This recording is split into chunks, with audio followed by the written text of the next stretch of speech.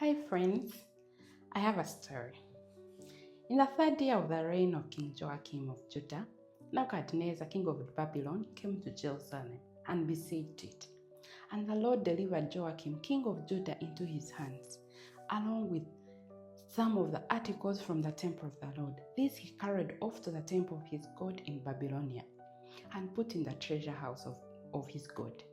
Then the king ordered Ashpenaz, chief of his court officials, to bring in some of the Israelites from the royal family and the nobility, young men without any physical defect, handsome, showing aptitude for every kind of learning, well informed, quick to understand, and qualified to serve in the king's palace. He was to teach them the language and literature of the Babylonians. The king assigned them a daily amount of food and wine from the king's table. They were to be trained for 3 years, and after that, they were to enter the king's service. Among these were some from Judah: Daniel, Hananiah, Mishael, and Azariah. The chief official gave them new names. To Daniel, the name Belteshazzar; to Hananiah, Shadrach; to Mishael, Meshach; and to Azariah, Abednego. But Daniel resolved not to defile himself with the royal food and wine, and he asked the chief official for permission not to defile himself in this way. Now God had caused the officials to show favor and sympathy to Daniel, but the official told Daniel, "I am afraid of my lord the king, who has assigned you food and drink. Why should he see you looking worse than the other young men of your age? The king would then have my head because of you." Daniel then said to the guard, whom the chief official had appointed over Daniel, Hananiah, Mishael, and Azariah, "Please test your servants for 10 days. Give us nothing but vegetables to eat and water to drink. Then compare our appearance with that of the young men who eat the royal food, and treat your servants in accordance with what you see." So he agreed to this and tested them for 10 days. At the end of the 10 days, they looked healthier and better nourished than any of the young men who ate the royal food. So the guard took away their choice food and the wine they were to drink and gave them vegetables instead. To these 4 young men, God gave knowledge and understanding of all kinds of literature and learning. And Daniel could understand visions and dreams of all kinds. At the end of the time set by the king to bring them in, the chief official presented them to Nebuchadnezzar. The king talked with them, and he found none equal to Daniel, Hananiah, Mishael, and Azariah. So they entered the king's service.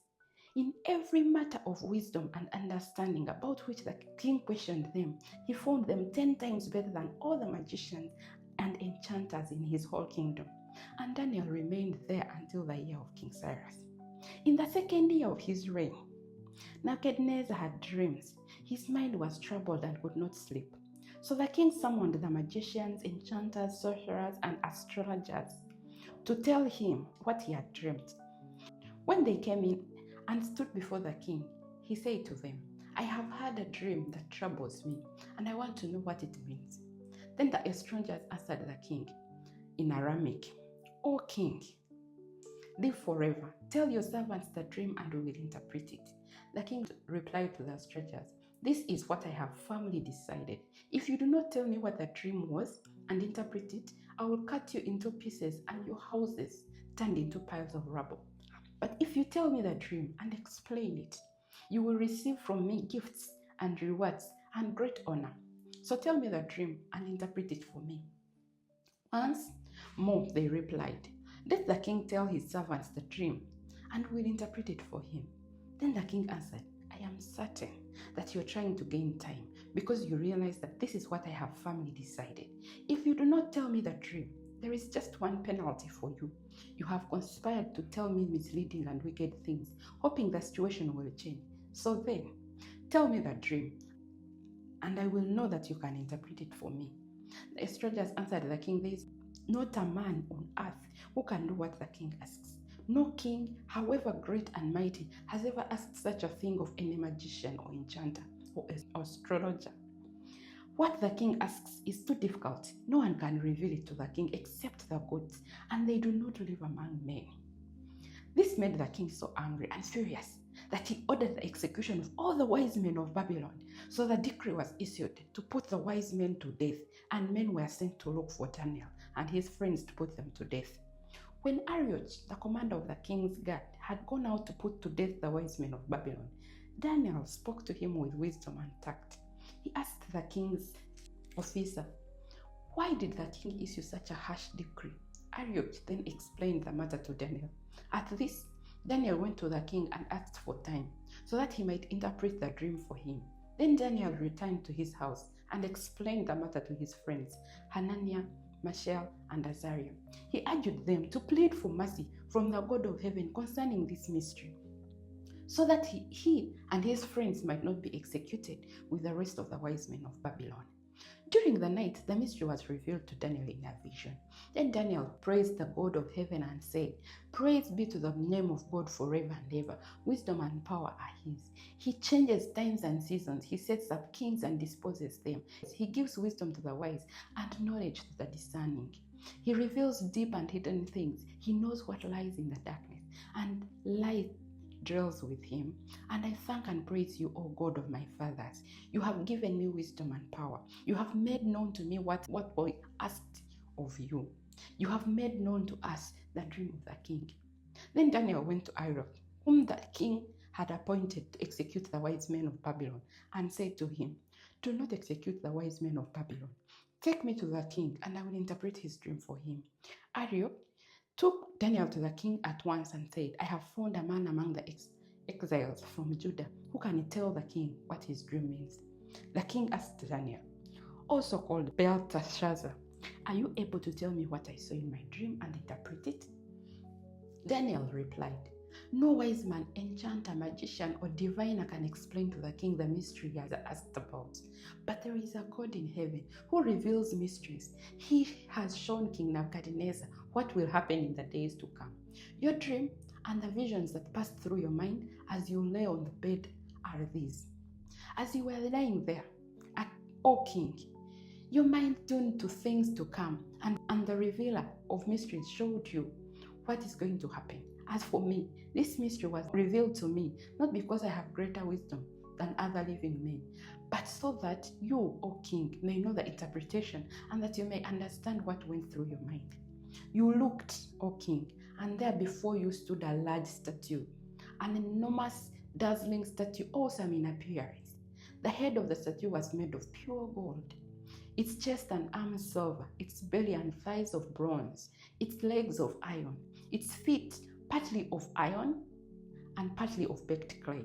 While you were watching, a rock was cut out, but not by human hands. It struck the statue on its feet of iron and clay and smashed them.